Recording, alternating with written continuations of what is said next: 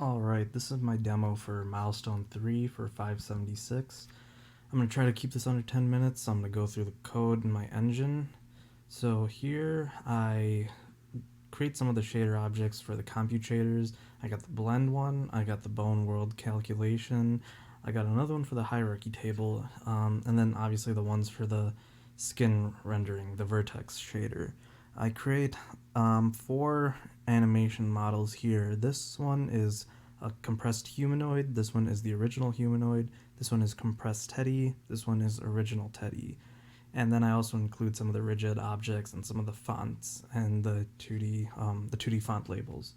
So the primary work goes on in the skeleton class. Um, when I'm creating the skeleton, I set the hierarchy, I get the hierarchy table data, and I use the hierarchy table computator to essentially create the hierarchy table, so it goes into here. I'm not going to get too into that. I do that, I get the inverse world array information and put that into an SSBO. And then I create a controller node just to be able to position the skeleton. When I set the bones, this is essentially just using pyramids to set the bones, but I'm not going to show the bones here. And then setting the animation is where I generate all of the animations. And then here is the skin model where I set a certain shader and I create the skin model for the skeleton. In every game update loop, I do a skeleton update for every skeleton object that's on the screen, and I'll do process animation. Here, it'll jump into either the regular animation for a single animation, and I'll get the 2 keyframe indexes that I should interpolate between, and then I'll get the TS value to interpolate for. I'll get the compute blend shader, set it, I'll send the uniforms over, the TS, the controller world to be able to position the first bone correctly, the key 1, key 2, and then the number of bones. I'll bind the SSBOs with the information, and I'll dispatch the compute shader. And then quick side note here is when I'm setting an animation and I get all the keyframe data for all of the bones, for all of the keyframes, I don't separate it out into separate keyframes, but I store all of the information in a single SSBO, which I keep reusing. And then this is just code I have in case I did compression to reduce any number of keyframes, so I have the correct times. But all my information is on a single animation SSBO.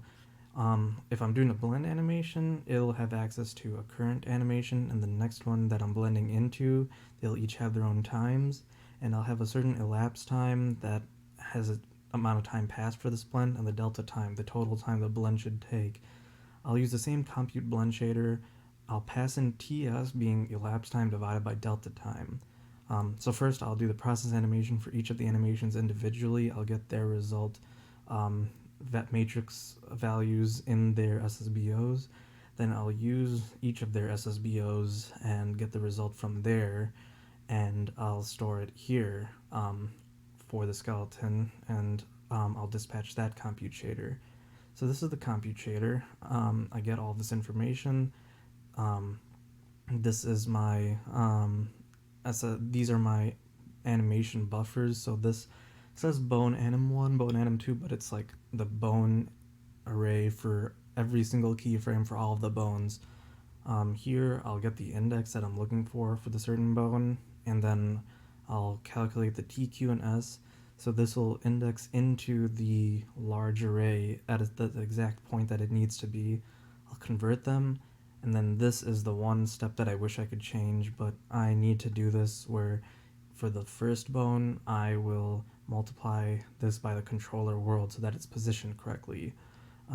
There wasn't any other way that I could think of to get that working, but I just do that here, and then I store it all in the local result SSBO.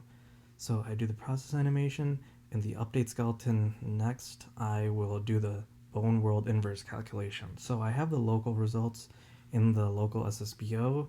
I pass in the hierarchy table and the inverse bone poses, and this is where the results will be stored. And I also pass in bone orientation because that's just used for drawing the bones correctly, and I brought that onto the computator as well. But I'm not going to go over that right now since the bones aren't being shown. But this is what the compute shader looks like. So I'll get the bone index. I'll first calculate the parent world for the first bone on the list.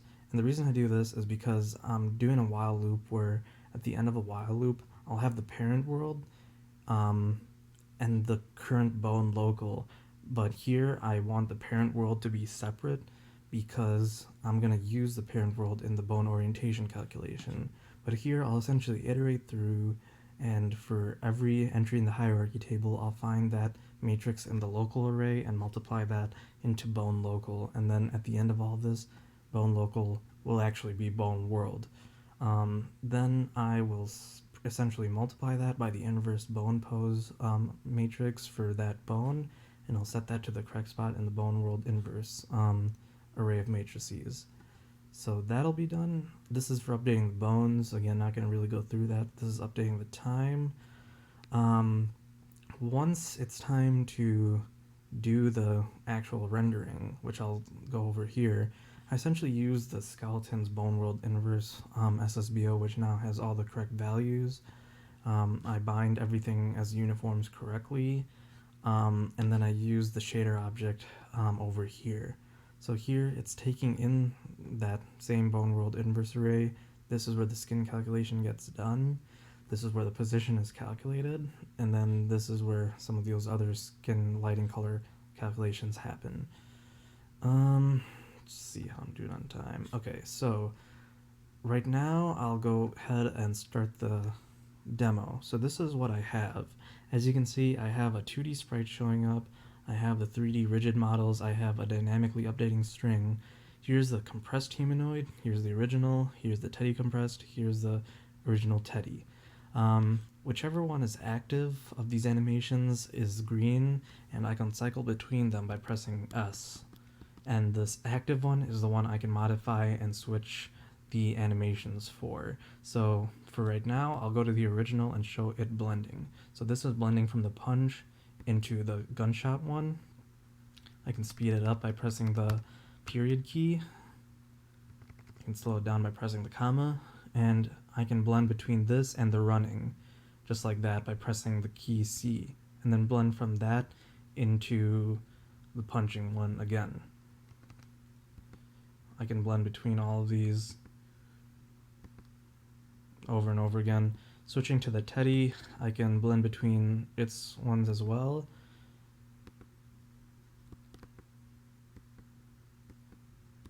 And then same thing for the compressed.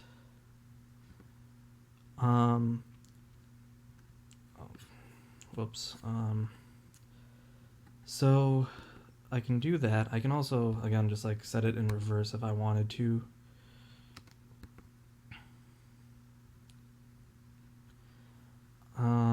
I'm not sure, and so I can still move the camera around too, but I didn't get the fonts to be able to stay in any sort of similar location, but all of this still works the same. Yeah.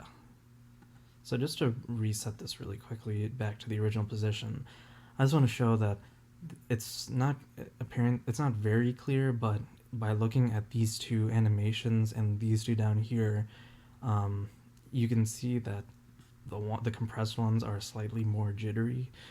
They're not as smooth as the ones on the right. Because I can switch between the animations for each of these models individually and not together based on, not for all the humanoids or not all the teddies, I wasn't able to write the ratio of the compression on the screen for each animation as I'm cycling through them, but I know that generally I was getting about a 2-to-1 compression ratio for my compression. So yeah, this is pretty much everything that I have and everything that I believe I should have gone over.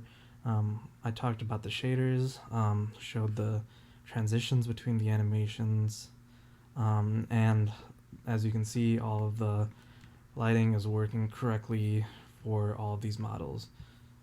I think this was a really fun project to work on. I really enjoyed getting all this working, especially on the GPU, and it really felt satisfying to see this final result here on the screen.